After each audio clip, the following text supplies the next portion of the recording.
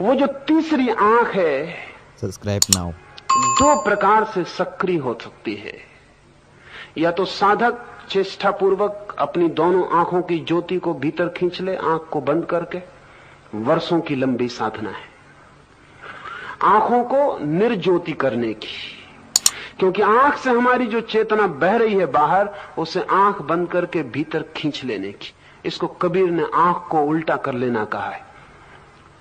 मतलब है कि धारा जो बाहर बह रही थी वो भीतर बहने लगे।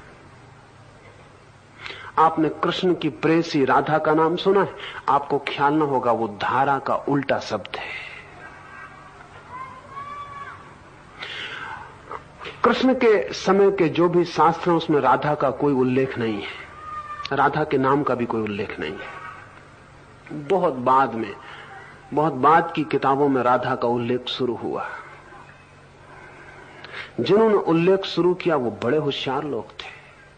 उन्होंने एक प्रतीक में एक बड़ा रहस्य छिपा के रखा, लेकिन लोगों ने फिर राधा की मूर्तियां बना ली और फिर लोग कृष्ण और राधा बन के मंच पर रासलीला करने लगे।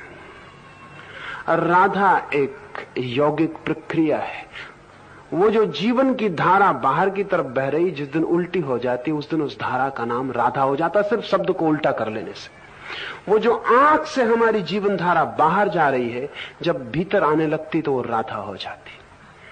और भीतर हमारे छिपा है कृष्ण, मैंने कहा साक्षी। वो साक्षी जो हमारे भीतर छिपा है, जब हमारी जीवन धारा उसकी राधा बन जाती, उसके चारों तरफ नाचने लगती, बाहर नहीं जाती, भीतर, और रास शुरू हो जाता है। उस रास की बात है। और हम नौटंकी कर रहे हैं, मंच वगैरह सजा के। ऊधम करने के बहुत उपाय हैं, उपद्रव करने के बहुत उपाय हैं, और आदमी हर जगह से उपद्रव खोज लेता और अपने को भरमा लेता और सोचता है बात खत्म हो गई। राधा हमारी जीवन धारा का नाम है। जब उल्टी हो जाए, वापस लौटने लगे स्रोत की तरफ, अभी जा रही है बाहर की तरफ, जब जाने लगे भीतर की तरफ, अंतर यात्रा पर हो जाए, तब जो रास भीतर घटित होता है, परम रास, वो जो परम जीवन का अनुभव और आनंद, वो जो एक्सटेसी है, वो जो नृत्य है भीतर, उसकी बात है। तो एक तो उपाय है कि हम चेष्टा से, श्रम से, योग से, तंत्र से, साधन से, विधि से, मेथड से सारी जीवन चेतना को भीतर खींच लें। एक उपाय है साधक का, योगी का। एक दूसरा उपाय है भक्त का, समर्पित होने वाले का, कि वो समर्पण कर दे। जिस व्यक्ति की अंतर्धारा भीतर की तरफ दौड़ रही हो उसको समर्पण कर दे।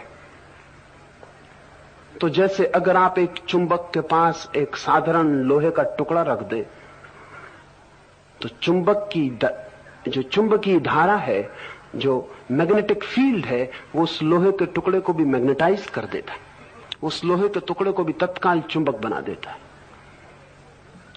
ठीक वैसे ही अगर कोई व्यक्ति उस व्यक्ति की तरफ अपने को पूरी तरह समर्पित कर दे जिसकी धारा भीतर की तरफ जा रही, तो तत्क्षण उसकी धारा भी उल्टी होकर बहने लगती है। अर्जुन ने न तो कोई साधना की, अभी साधना करने का उपाय भी नहीं, अभी तो ये चर्चा ही चलती थी। और अचानक अर्जुन ने कहा कि अगर आप समझे, मुझे योग समझे, शक्य, अगर ये संभव हो, आपकी मर्जी हो, तो दिखा दे। और कृष्ण ने कहा देख, इन दोनों शब्दों के बीच में जो घटना घटी है वो मैग्नेटाइजेशन की है। वो अर्जुन का ये समर्पण भाव कि आप जो कहते हैं वो ठीक ही है, मैं तैयार हूं, अब मेरा कोई विरोध नहीं, अब मेरा कोई असहयोग नहीं, अब मैं सहयोग के लिए राजी हूं, अब मेरी समग्र स्वीकृति है। कृष्ण ने कहा देख, इन दोनों के बीच जो घटना घटी उसका कोई उल्लेख गीता में नहीं है, हो भी नहीं सकता। उसका क्या उल्लेख हो सकता है? वो घटना ये घटी कि समर्पण के साथ ही वो जो कृष्ण की भीतर बहती हुई धारा थी, अर्जुन की धारा उसके साथ भीतर की तरफ लौट पड़ी। कृष्ण खो गए और अर्जुन ने देखना शुरू कर दिया।